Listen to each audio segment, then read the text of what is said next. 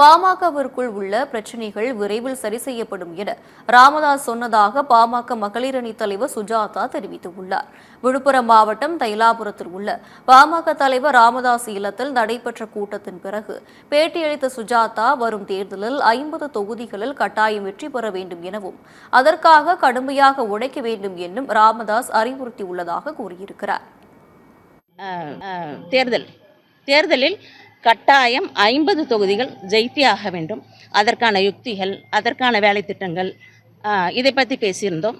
அடுத்தது ஐயா அவர்கள் சொன்னது, கட்சியில் ஒருவரை கூட எந்த பாரபட்சமும் பார்க்காமல் எல்லோரிடமும் அனுசரித்து எல்லோரையும் அரவணைத்து போங்கள், எந்த சலசலப்பும் வேண்டாம், சீக்கிரம் அனைத்து பிரச்சனைகளும் முடிவுக்கு கொண்டு வரும், உங்கள் மனதில் எந்த ஒரு பாகுபாடும் இருக்கக்கூடாது, எந்தவித பிரிவினையும் இருக்கக்கூடாது.